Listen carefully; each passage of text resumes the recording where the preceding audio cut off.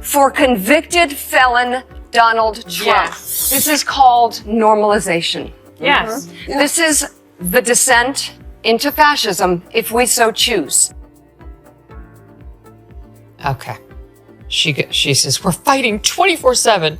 We are in crisis. These are the final hours. We need you. We need all of you. So this is Catherine Harris. So this is a lost cause, CBS News. We're going to have to forge on without them and just acknowledge complete leftist capture. But it's sad because it used to be our most revered organization here. I mean, of all the news outlets, CBS News used to be the left-leaning media just can't help themselves, can they? Trump has barely had time to adjust the Oval Office chair, and already the outrage machine is in full swing. Why? Because their favorite party didn't win. Now they're throwing a nationwide tantrum disguised as journalism.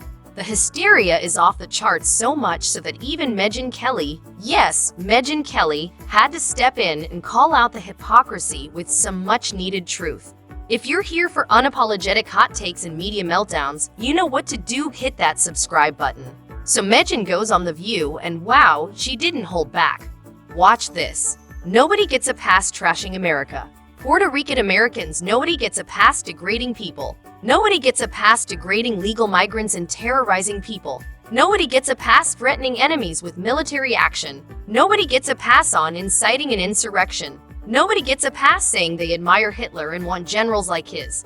Nobody gets a pass insulting veterans and calling the fallen suckers and losers. Except, apparently, for convicted felon Donald Trump. This is what normalization looks like. This is the descent into fascism if we let it happen. That was Megyn Brzezinski, once again banging the doomsday drum and rattling off a dramatic list of Trump's alleged offenses. Did you catch the tone? She's furious that America had the nerve to give Trump a second shot. Since his return to office, MSNBC has been on an all-out crusade, treating every move like it's a five-alarm fire. But thankfully, voices like Megyn Kelly aren't buying the hype.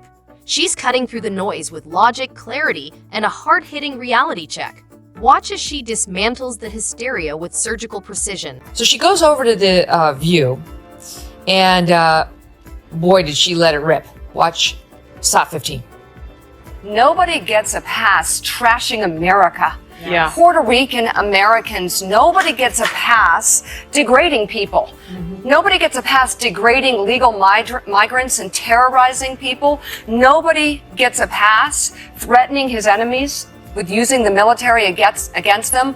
Nobody gets a pass on inciting an insurrection. Nobody gets a pass on saying he fancies Hitler and wants to have generals like his. Nobody gets a pass on insulting veterans and saying those who died for our country are suckers and losers, right, except for convicted felon Donald Trump. Yes. This is called normalization. Yes. Mm-hmm. This is the descent into fascism, if we so choose. Megyn Kelly didn't hold back as she took aim at Megyn Brzezinski's latest round of doom-mongering and her dramatic plea to vote against Trump. With her signature calm confidence, Megyn dismantled the double standard at MSNBC, calling out how Megyn and her crew instantly morph into doomsday prophets the moment Trump's name is mentioned, yet somehow go blind when it comes to Biden's blunders.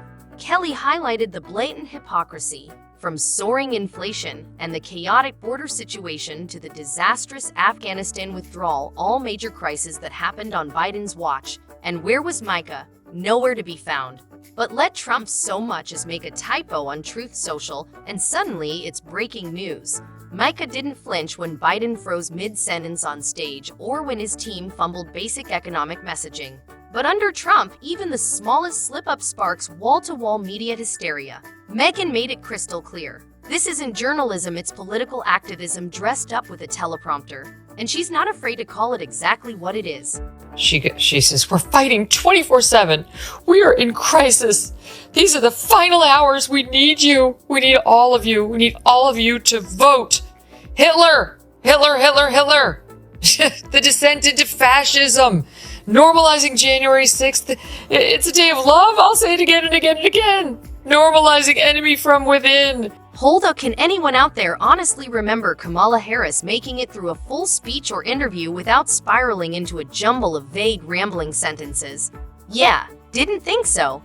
If you've got a favorite moment of classic Kamala word salad, drop it in the comments. We could all use a laugh. This is the same person who once ran for president and was later handed one of the most critical responsibilities in the country, managing the southern border. And what did she do with it? Absolutely nothing, unless you count staying far away from the actual border for months and repeating vague, rehearsed lines about root causes as real leadership. Meanwhile, the crisis exploded. Record-breaking illegal crossings, fentanyl flooding in, and border towns stretched to the brink, all on her watch. Yet somehow, the media continues to treat her like a historic trailblazer instead of what she's really become, a walking PR liability. If this is what they call competence, we're in serious trouble. And I don't know why Donald Trump can vomit racism and his supporters clap. Meanwhile, she's asked to do everything in this campaign. In 3 months, she has done everything that's been asked of her and more.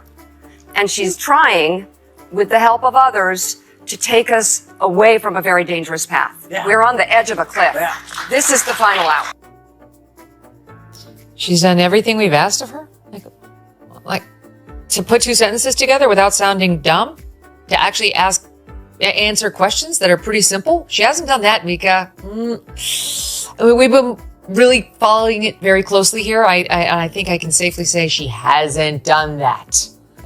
It's a real problem, and it's directly led to her crappy poll numbers. And no amount of hysteria on your part. Just take a deep breath, sister, okay? Megyn Kelly didn't just call out Micah Brzezinski for her over-the-top doomsday rhetoric. She also stepped up to defend Donald Trump against the media's relentless attacks. As Megyn pointed out, the mainstream press is acting like Trump's been back in office for years, conveniently ignoring the fact that he's only been there a few months. Before he can even start rolling out his own agenda, he has to deal with the mess left behind by the Biden administration. One major issue Megyn highlighted: the ongoing Russia-Ukraine war, a geopolitical crisis that escalated under Biden's watch. Let's not forget, Putin didn't dare invade during Trump's first term. But under Biden, we saw full-scale war, emboldened adversaries, and a White House that couldn't draw a red line if it had a ruler. Megyn's message was crystal clear. The media is eager to pin every problem on Trump while completely ignoring the chaos Biden left behind. From foreign policy blunders to economic instability, Trump walked into a crisis, yet networks like MSNBC expect immediate miracles from him, while giving Biden 4 years of excuses and nothing but softball questions. Talk about hypocrisy. And it's really irresponsible. And I really don't think, we didn't even want to confirm a Supreme Court justice nominated by an outgoing president. Why should an outgoing president be allowed to start World War III and then pass the baton to the incoming? They give security briefings to the incoming president at this point. He should be involved at a minimum in the decision making here, because he's the one who's going to have to deal with this. Trump, not Biden. I mean, Biden can't be reached by anybody, not even Jill, I'm sure, at this point. Megyn Kelly was spot on, and she didn't hold back. The networks haven't been covering Kamala Harris's blunders. They've been covering their own backsides. Let's be honest, they know exactly what would happen if they aired her full, unfiltered interviews. The public would see the truth that the media's so-called golden girl, the one heartbeat away from the presidency, often struggles to string together a coherent thought, and that realization terrifies them. Instead of holding her to the same standard they apply to anyone on the right, they sanitize her appearances, edit the gaffes, and act like everything is perfectly normal. Why? Because if Americans actually heard the unscripted chaos, they'd stop trusting these networks to deliver real, honest reporting, and that's the last thing these outlets want. It's no longer about informing the public. It's about protecting the brand, preserving the narrative, and shielding political favorites from accountability. Megyn called it exactly what it is: blatant media manipulation. And she's right, the public deserves far better. The Trump dance is everywhere. It was in the footy, it's even in European soccer, but not everywhere on American television. What is going on with CBS? I mean, they continue to beclown themselves. I feel like the Trump dance is a little higher. Yeah. I think it's And like it's a bit it could stiffer. be down low. Yeah. I think it's like a little higher, isn't it? And then you got to do the golf swing, Yeah. right? That's part of it. CBS, they haven't learned. You know, they're running. Did you see Scott Pelley's summary of the Trump nominees? You've never seen a piece of tape so biased, just ripping.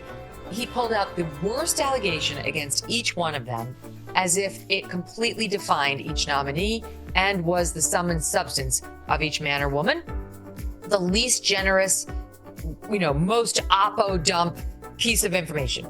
That's 60 Minutes. That's CBS. It's true CBS was once the gold standard of journalism. There was a time when it stood as the neutral network, trusted to deliver authentic, unfiltered news without a partisan lens. Viewers could tune in knowing they were getting the facts straight up. No spin, no bias, just the story, so people could form their own opinions. They didn't play favorites. They held all politicians to the same standard and asked the tough questions, no matter who was in power. But fast forward to today, and it's a very different picture. Now, CBS seems to tiptoe around Democrats while going on the offensive against Republicans. The network that once prided itself on objectivity appears to cherry-pick facts to fit a narrative. Instead of holding those in power accountable, they often act like PR agents for their political favorites and attack dogs for their opponents. The credibility CBS spent decades building is now slipping away, and viewers are taking notice. The trust is eroding, and CBS has no one to blame but itself. They still haven't released a transcript, and she's lost. So release the transcript now. Let's see what you did to improve her chances with her mangled answers. They won't, which means releasing it would confirm they behaved unethically. There's zero reason now not to release it. She lost. It's over. Let us see how bad she was, unless it's not her badness they're trying to hide, but their own. 60 for 2 massive presidential election cycles now has beclowned itself with the Trump thing. You can't verify the laptop. It's unverifiable. Well, their own organization verified it 2 years later. Megyn Kelly closed it out by backing one of Trump's most controversial and, in her view, most necessary campaign promises: deporting all illegal immigrants and restoring law and order across the country. From day one, Trump made it clear that fixing the chaos at the southern border was a top priority. And since returning to office, he's already overseen the deportation of thousands, a move Megyn sees as a positive first step. Naturally, the usual suspects, MSNBC, CBS, The View, are in meltdown mode, framing it as a humanitarian crisis. But Megyn isn't buying the outrage. To her, the pearl clutching is just noise. She makes the case that a nation without borders isn't a nation at all. Enforcing immigration laws, she argues, isn't cruelty, it's common sense. It's about protecting American jobs, safeguarding communities, and restoring trust in a system that's been exploited for far too long. For Megyn, this isn't about political sides, it's about principle. And if the mainstream media won't say it, she will. Securing the border and cracking down on illegal immigration isn't just good policy, it's absolutely essential for America's future. That wraps up today's video. If you enjoyed it, be sure to hit the like button and subscribe for more unapologetic takes and fearless commentary. Thanks for watching, and we'll see you next time.